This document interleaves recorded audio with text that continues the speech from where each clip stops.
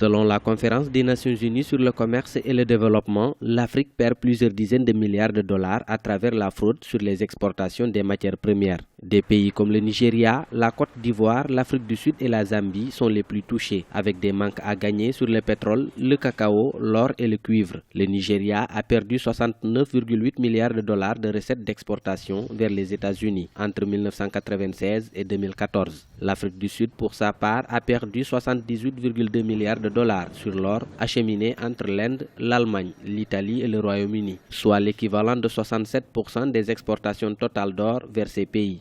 En fait, c'est parfois lié à la sous-facturation des biens. Donc, ça passe surtout par une minoration de la valeur des produits exportés.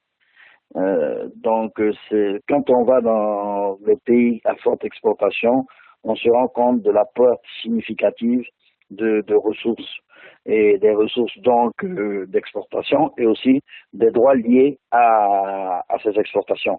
Entre 1990 et 2014, la Côte d'Ivoire a perdu près de 5 milliards de dollars sur les exportations de cacao à destination des Pays-Bas, car 31,3% des cargaisons déclarées n'apparaissent pas dans les transactions néerlandaises. Entre 1995 et 2014, plus de la moitié des exportations de cuivre de la Zambie étaient introuvables dans les comptes du commerce extérieur de la Suisse, soit 28,9 milliards de dollars. Selon des analystes, les autorités africaines doivent développer un mécanisme de contrôle plus efficace fondé sur des ressources humaines qualifiées. D'abord, je pense que c'est d'abord les personnes, premièrement. Vous savez, on va avoir tous les mécanismes qu'on va mettre en place. Je pense que le problème, c'est la gouvernance qui est le fait majeur. On peut mettre toutes les procédures en place. Si on a des gens qui ne sont pas à la place qu'il faut, ça servira à rien. Il faut déjà mettre le cadre légal, le cadre institutionnel, qui devra permettre justement de savoir qui enfreint ce cadre, qui enfreint la loi.